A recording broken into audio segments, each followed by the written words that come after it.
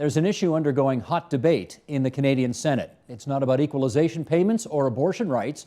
It's about whether Canadian Supreme Court justices should be functionally bilingual. An NDP private member's bill proposes amending the Supreme Court Act to make bilingualism a requirement for future justices in the highest court in our land. Critics allege the move will limit the pool of competent candidates for Supreme Court positions. But if Canada has two official languages, shouldn't our Supreme Court justices be able to speak both of them? Plus, disability advocate David Lepofsky and why he's fighting to make Ontario's polls more accessible. Supreme bilingualism and accessible voting. That's all tonight on the agenda.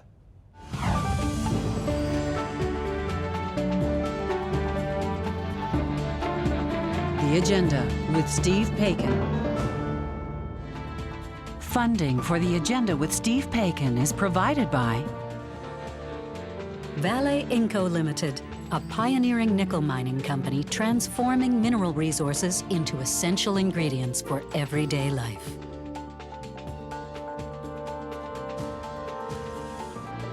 Ontario's 33,000 chartered accountants, public policy leaders since 1879. More information is available at casforchange.ca. And by contributions to TVO by viewers like you. Thank you. Joining us now on the debate from Edmonton, Alberta, Liberal Senator Claudette Tardif, the Deputy Leader of the Opposition in the Senate. In the nation's capital, Sébastien Gramont, Dean of the Civil Law Section of the University of Ottawa's Faculty of Law. In Kingston, Ontario, Karen Selleck, Litigation Director for the Canadian Constitution Foundation. And here in studio, Dennis Baker, Political Science Professor at the University of Guelph and the author of Not Quite Supreme, a book about how Parliament and the courts share responsibility for interpreting our Constitution. I do want to welcome everybody to the program, and I guess an extra special welcome. One of the things we've always wanted to do here on the agenda is bring new voices forward, and I'm happy to say that none of you has been on this program before, so we've got 4 rookies as far as we're concerned, and we're glad that you could all join us this evening. Let me just start by reading a little section of Bill C-232, which is what we're talking about here today, and it says, any person referred to in subsection 1 may be appointed a judge who understands French and English without the assistance of an interpreter. A relatively short clause, but obviously the suggestion here is that it would require future judges to have a working understanding of both of our official languages. And Senator Tardif, let me start with you first. The bill was, of course, introduced into the House of Commons by Yvan Gaudin, the New Democrat MP from New Brunswick. It passed there, and now you're championing this in the Senate. How would life change for judges in this country if this bill became law? The bill deals with future nominations to the Supreme Court of Canada and not current nominations. The bill's intent is to provide justice and equality for all Canadians and their counsel who have the right to have their case not only heard in the official language of their choice, but also understood. Currently, counsels, especially Francophone counsels, cannot have their right to be understood in the official language that they choose because not all judges can understand both official languages. And this bill seeks to redress that and provide equality and justice for all parties. Karen Selleck, in your view, is this a bill that solves a problem that needs solving?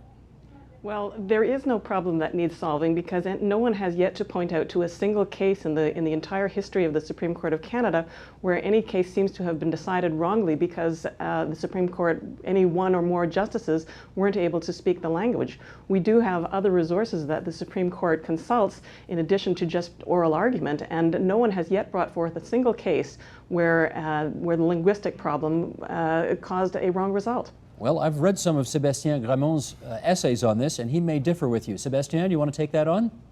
Yes, it's very difficult to prove that any case would have been decided the other way.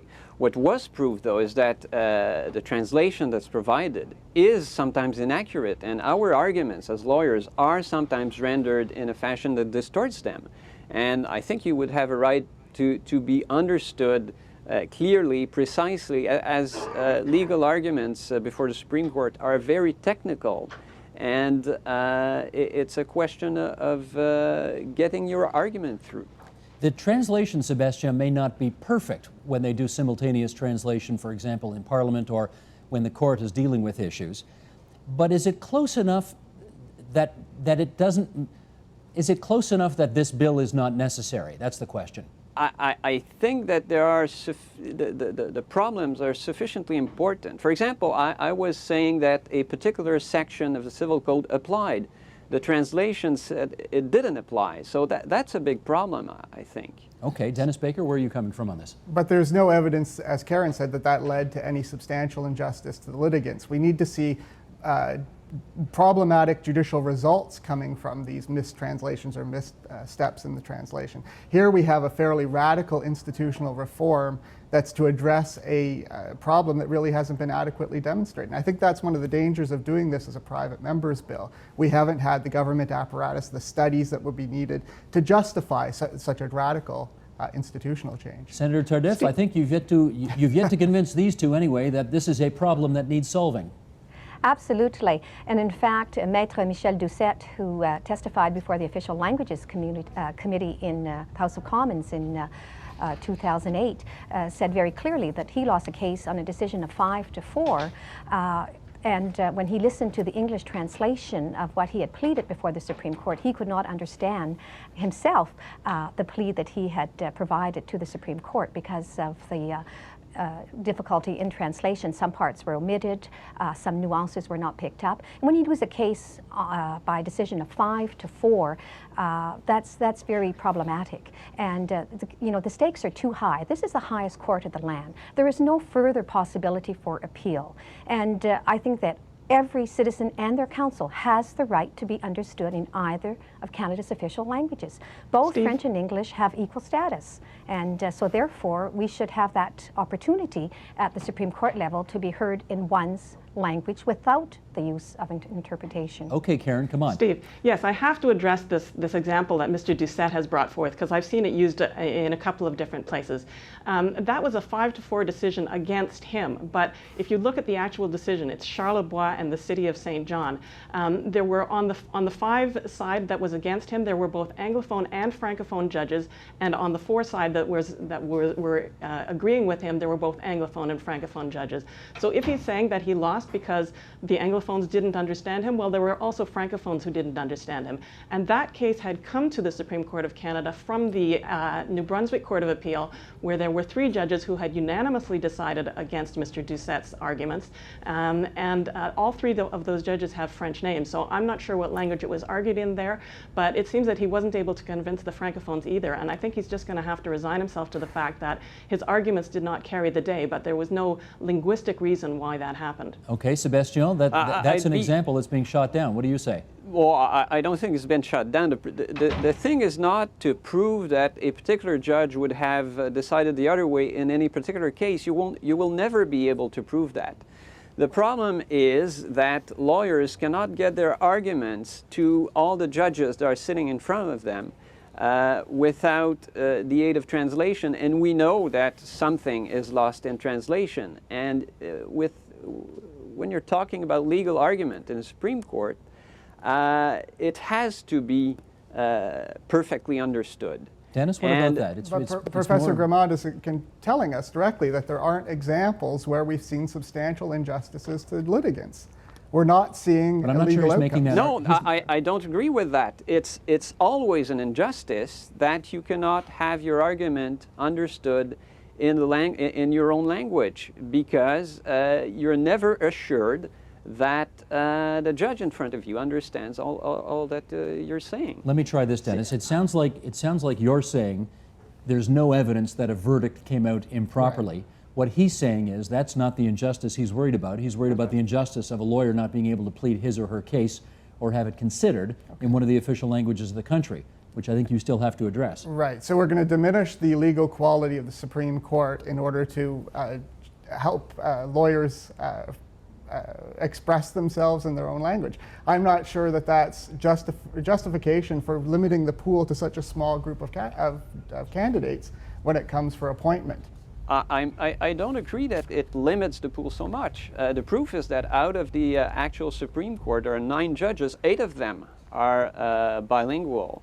So it means that you are able to find in English Canada enough bilingual judges. And the threshold is not that high. It's being able to understand, not to speak, not to write, but just understand. Who would decide, Senator to- Tardif, let's follow up on that for a second. Who decides whether the adequacy of a French judge in English or an English judge in French is in fact adequate?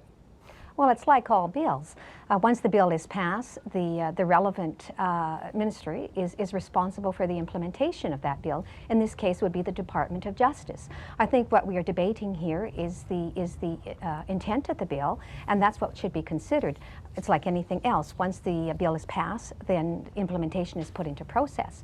But I want to get back to this question of limiting the pool. I think that that's based on outdated realities and description of today's society. For example, in my own province here in Alberta, there are more than 33,000 students enrolled in French immersion programs. In British Columbia, 40,000. Are you talking law students? No, not law students, but these are students, Anglophone students, who are learning French. In addition, so there is a pool of candidates out there, and I know of many English-speaking students as well as French-speaking students who are studying in law faculties and who are studying both in English and French. As a matter of fact, at the University of Ottawa, the students in common law presented a petition to the Senate. 77 students this year from the common law faculty in French at the University of Ottawa support the bill. And these are future students in law who may one day be there for the Supreme Court, be nominated to the Supreme Court. I think we have to remember that the Supreme Court is there to serve the citizens of the land and not those who aspire to sit on the bench. Well, let me try this. Here's something Dan Gardner wrote. I suspect many of you saw this. Something Dan Gardner wrote in the Ottawa Citizen last month. He says, "No one disputes that bilingualism is a major asset. It is. Bilingualism weighs heavily in any appointment, as it should. Nor does anyone dispute that French and English have equal legal status. The Supreme Court employs a small army of translators and interpreters, and the court functions just fine. It is admired abroad and respected at home, and I very much doubt that many of those who now talk as if it is self-evidently appalling that a unilingual Anglophone should sit on the bench ever criticized the court's composition or its decisions before this controversy came along. What is disputed is the claim that any person who is not bilingual is unfit to be a Supreme Court judge regardless of any other qualifications that person may have. By that standard, most current and former Supreme Court judges are unfit, and even giants like Bora Laskin should be considered mistakes who slipped through in an earlier, less enlightened age, the age of Pierre Trudeau." Okay, Sébastien, I think I hear you trying to get into that. Yes, my answer is that the Laskins of today are bilingual. Just to give you an example, when Justice Rothstein was appointed, the other name that was heard was Justice Constance Hunt of the Alberta Court of Appeal. She's bilingual. When Justice Cromwell was appointed last year, the other name mentioned was Margaret Cameron of the Newfoundland Court of Appeal. She's bilingual as well. So it's not as if we were cutting ourselves from a pool of competence. There are many highly competent judges out there that do understand French to the level required by Bill C-232. So I understand the idea that in the past many judges would not speak French, but times have changed, and I think it's possible now to say that in a bilingual country where laws are bilingual and both versions are official, it is a necessary quality. Let me put this to Karen Selleck, because Karen, I suspect a couple of generations ago, if you said judges had to be bilingual to sit on the Supreme Court, you would probably be rendering ineligible 95% of the judges in this country. That's clearly not the case anymore. So does this requirement really reduce the talent pool all that much?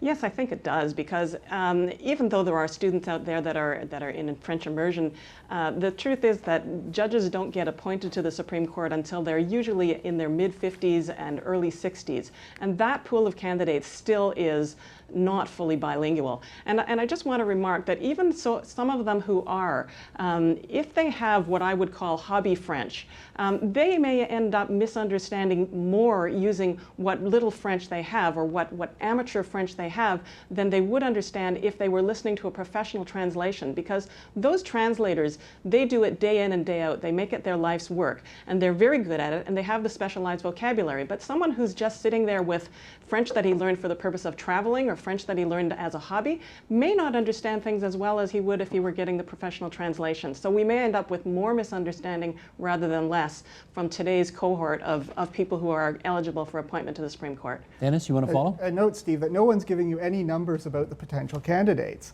We're talking about people who are at the undergraduate level, and as Karen points out, it's going to take them a long time before they become viable candidates for the Supreme Court of Canada.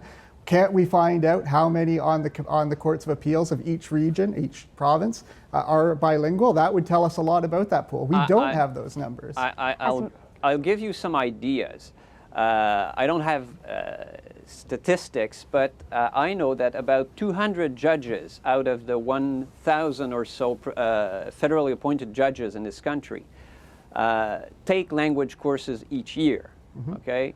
So there is a very high interest among Anglophone judges for learning French. So I think there is a high proportion. I would venture 30%, 40% of all federally appointed judges who have abilities in French. Sure, So, that's to be encouraged, but you need to be able to divide those into the regions. Remember, you're going to have three justices appointed from the West, where the pool may be different from those in central Canada. Senator Tardif? Yes, I beg to differ with that. In fact, already in Alberta and in Western Canada, there are cases that are being heard at courts of appeals entirely without the use of interpretation. Of course. And there are French Association of Jurists in 7 provinces across Canada, 4 in Western Canada, 1 in Ontario, 1 in New Brunswick, and 1 in Nova Scotia. And in fact, in some letters to the editor in my paper here in the Edmonton Journal, there's been judges writing that actually there is a pool and the issue of having a lack of talent judicially and linguistically in Alberta and in the West is false. There are certainly some very, very capable candidates now. And should this law be passed, obviously faculties of law across the country would pick up the message and would prepare their candidates accordingly. But the Senator University Tardif, of Toronto. let me try this, Yes. Senator Tardif. I mean, clearly this law is, I suspect, overwhelmingly aimed at making sure that English-speaking judges can understand arguments of a case in French. The flip side of this, which has got very little attention, but which would also be true, is that if you're a unilingual Francophone judge, you would also be rendered unfit to sit on the Supreme Court. Are you concerned about that?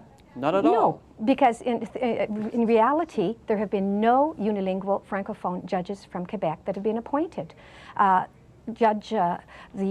Supreme Court Judge Claire Leroux-Dubé has indicated in an article, and she was sat on the bench for 15 years, that in reality there were no unilingual Francophone judges that she was aware of that were appointed to the bench, that 90% of the work that is done is often done in English, and so the Quebec judges have to have an appreciation and a working knowledge, certainly, of English. No, I appreciate and so that. she but says it's a double Sébastien, standard. She says it's a double standard okay. here. Un moment, s'il vous plaît. Un moment, because Sébastien, I think she also, I think I read it somewhere, where she also used simultaneous translation, even though she was bilingual. She didn't feel she was bilingual enough to be able to hear cases in English. She used simultaneous translation to have it translated into French, in which case she might not be available to be appointed to a future Supreme Court. Isn't that right? Well, she certainly indicated that she felt that the judges should have a working knowledge of both official languages. Because the other thing is that when judges meet outside of the pleading, they meet to discuss the cases. These are not translated necessarily. All of the factums that are done, they're done entirely in the language that it's been received in. If a unilingual judge, an English unilingual judge receives the factums that have been written in French, they just receive the summaries that have been translated, not the actual summaries, and the judges discuss amongst themselves. And so therefore, if you have a unilingual judge, that will change the language of the conversation. And I think that's an unfair situation. If the shoe were reversed, I'm not sure that we would be having this conversation. Sébastien, let me go ahead. I think that's a very important point, that we talked about the oral part of the argument, but the written part is so much important. And it's never translated. So if, for example, in a case from Alberta, and this happens really often, that has a constitutional element, the Attorney General of Quebec intervenes, the factum is in French, and it never gets translated. So a unilingual judge would have, in potentially very important case for the country, to read arguments in French. So what he does is that he relies on his law clerks to read the factum in French. Law clerks are essentially young graduates of law schools across Canada, and they are hired for a year to help the judges. And they're very bright, but they are inexperienced. And as a lawyer, I would like the judge to understand my argument, not just the law clerk. Now, I understand, but Karen, try this one on. Clearly there are sort of competing interests here. There's one interest that suggests that in a country that prides itself on official bilingualism, it would be good to have a Supreme Court that was all officially bilingual. It would also be good to have people on the court who have a profound understanding of the law. Which one of those qualities is more important? Well, I would, of course, go with the profound understanding of the law. And there is a reason why we have 9 judges instead of just 1 on the Supreme Court, and that's because there has to be expertise in a variety of fields. So it's optimal for us to have people on the Supreme Court who are experts in criminal law, and some in commercial law, and some in insurance law, and some in international law. And you know, if a lawyer came before the court and said, I have a criminal law case, and I really am disappointed that none of those people on the bench are specialists in criminal law. There's only 1 or 2. Instead, I've got people who are commercial lawyers and international lawyers. I want a completely criminal law bench so that they can understand the subtleties and nuances of my argument. I mean, that would be a very similar argument, but I think we would reject it out of hand. So if we focus on just one qualification, which is language ability, we are necessarily going to sacrifice the other abilities that need to be represented on the bench in all the vast array of areas of law that we need to have judges who are capable in. Senator Tardif, you want to speak to that? Yes, I do. I beg to differ with that assessment.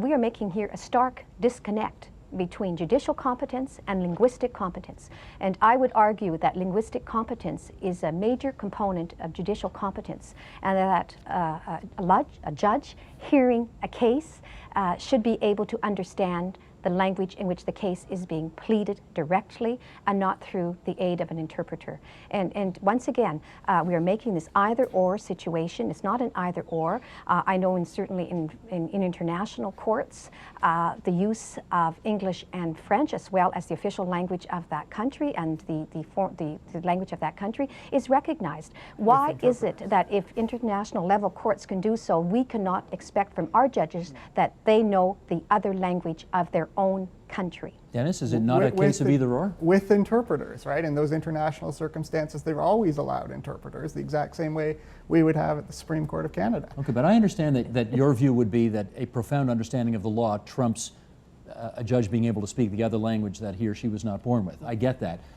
In a country which prides itself on being bilingual, sure, do you not have, I mean, French and English are equal in Parliament. Do they not have to be equal on the bench? Well, those are representative institutions, and in Parliament you're allowed to use interpreters as well, right? So it's the same situation as the court. What I'm concerned with most, and we're always compromising legal excellence when we divide it into regions in the first place, right? We're not taking the best candidate in Canada every time there's an opening, because we've separated into certain seats belong to certain regions. So that automatically compromises legal excellence. Now we're taking it and saying you have to be bilingual as well, so we're reducing that pool even more.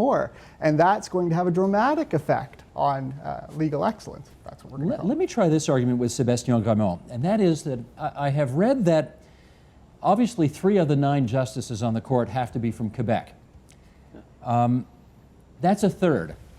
Quebec doesn't have a third of the population of this country. It's barely got a quarter. So the argument is that already Quebecers are, and French-speaking Canadians are, overrepresented, as it were, on the Supreme Court. Therefore, why do we need to take this extra step? That's the argument. The answer to that is that perhaps Quebec is a quarter of the population, but it's half of the legal systems, the civil law and the common law. So you need to have a fixed number, a minimum number of people who understand the civil law. And that's why we have 3 judges from Quebec. And typically, in cases which are only civil law, you would have only 5 judges sitting, or sometimes 7, so that there's a majority of judges from Quebec. So that's the reason why you have to have a minimum number of judges from Okay, Quebec. Karen, I saw you smile when Dennis started, or excuse me, when Sébastien started with that argument. Well, just because it's not only on the Supreme Court of Canada that Quebec is overrepresented, but on the other two courts, the federal court, Quebec gets 30% representation, and the federal court of appeal, they get almost 39%. So Quebec judges are seriously overrepresented on all of the federal courts. Senator Tardif, you want on that? Well, I think the important point to remember here is that we have a bilingual and a bijural system here in Canada of law, and that should be represented at the Supreme Court level. Our judges should be able to understand both the criminal law and the civil law, and to certainly be able to read the precedents that are written in both and to understand. And if we expect it at the federal court, the Federal Court of Appeal and the Federal Tax Court, why is it exempt for the Supreme Court, the highest court of our land, and an institution that should be reflective of our country's past, our country's history, our country's values, and our identity. And certainly linguistic identity is part, our dual linguistic identity is part of our Canadian heritage. Part of our past, but part of our present. I think it's instructive here to look at the way this was resolved in the Official Languages Act in Section 16, which says that every federal court, other than the Supreme Court, has the duty to ensure that every judge is able to understand the language chosen by the parties without the assistance of an interpreter. You're seeing the language that you see in the private members bill. That exception for the Supreme Court was put there because of the different situation. On the lower courts, you're able to make panels of judges out of a much broader bench. So at the federal court, you've got 33 judges. You can have some that are perfectly bilingual. If the case is being in French or English, whichever the case is, you can select a panel that specifically does that. That's not the case with the Supreme Court, where in most cases, some exceptions, most cases, all 9 of them are hearing it. Right? That's the reason we originally had that kind of protection in the Official Languages Act. It's there to protect the litigants and to be able to assemble the panels in a way that's appropriate. Karen, let me try this with you. I just want to clarify something. Go That ahead. those other courts, those other federal courts, do not require the judges to all be bilingual. They require that a panel be impaneled that can understand the litigant in his own language, and that may well be unilingual judges. Okay, Karen, while you've got the floor, let me try this with you. Clearly, 40 years ago, if you looked for judges who could meet the qualifications set forward in this bill, functionally bilingual, you'd have had a very difficult time. Today, a less difficult time. 25 years from now, you might not have any difficulty at all. My question to you is, if this law, or if this proposed law, were changed to allow, say, I don't know, 10, 15, 20 years of lead time before this came into effect, would that be okay with you? That would make it better, or I would also support something that says that once someone were appointed, they would have to spend a year perhaps studying immersion, so that we'd have to move the appointment process back a year before we knew that we would need that person. That would give people the opportunity to say, okay, if I want to be in the Supreme Court, I can accept this, and then I will immerse myself in French and learn the language. But there would be a lot of people that, if it weren't grandfathered in that way, there are a lot of people that are just ineligible right now. And it doesn't make sense for people who are in their mid-50s now to, on the off chance that they will get a Supreme Court appointment, to do all that preparation, because the chances of getting a Supreme Court appointment are really less than the chances of being hit by lightning in Canada. I mean, there's 100,000 lawyers and nine judges on the Supreme Court. Senator Tardif, let me get you to speak to that potential compromise. If a 5 or 10 or 20-year lead time were incorporated into this bill, is that something you could entertain? Well, I think that this bill is now at second stage in the Senate. It's been debated in the Senate. Once this bill goes to committee, the Senate, and I hope the bill will go to committee very quickly, the Senate will hear witnesses and will hear experts from both sides of the issue. We will do our work of sober second thought. And if should that come out as a recommendation in the Senate committee, then that's what the Senate committee would propose. Would you support that? Yeah. Well, I think that if it was a short lead time, I think that certainly that could be considered. How I long certainly is would short? not. Well, I think, I mean, people can learn language very quickly. We're talking here about exceptional people Once you get to the Supreme Court, you are exceptionally. So if you are exceptionally good at what you do, I'm sure you can learn a language very quickly, So a no matter five-year the lead-in? age. And we have a very strong example of that I'm in the encouraging. past. I'm encouraging a little sober second thought right now on this program. So let's do a little negotiating. Would a 5-year lead-in be okay for you? Well, I can't speak for the rest of my colleagues. That will have to be debated and discussed in committee if that should come. But certainly there have been examples where there's been a later coming into force effect for bills that are approved. That certainly could be considered. But, you know, 22 years ago when the Official Languages Act was revised and when these statutes came into play, we were saying the society is not yet ready yet to do this. Well, this is now 22 years later. We've had the Charter of Rights and Freedoms, linguistic duality, and some of these official languages clauses have been put into the Charter of Rights and Freedoms. Our society has had a chance to deal with this, and I think the Canadian public has gone beyond this. The Canadian public now accepts that if you're going to be a contender for a top position at the federal level, that you must be able to comprehend both of Canada's official languages. Sébastien. Yeah, let me make 2 points. First, there has been lead time. Judges across the country have known for years that if they dream of Supreme Court appointment, French is a definite asset. And they have been taking lessons. Some judges have taken sabbaticals in Quebec to learn French, to learn the civil law. I'm talking of judges in the prairies. It's been long enough that people know that it's very important to learn French if you want to. So you'd be against lead time? Well, I'd say it's already been done. The second point is that I don't see it as a compromise between linguistic abilities and competence. When we're talking about appointments at the Supreme Court level, we're talking about highly competent candidates. It is very difficult to say that this candidate is more competent than this other candidate. You know, you have people who are at the top of their careers, and the Prime Minister chooses one of them, and why he chooses one rather than the other, we never know.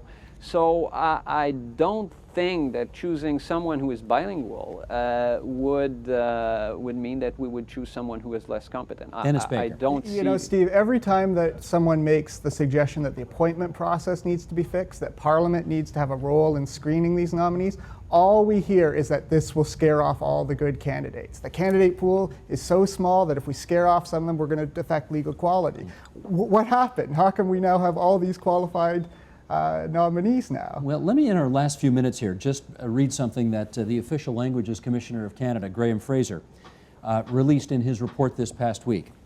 Here we go, Michael, top of Chapter 3. The government has proclaimed that Canada's 2 official languages are an integral part of our history and position us uniquely in the world.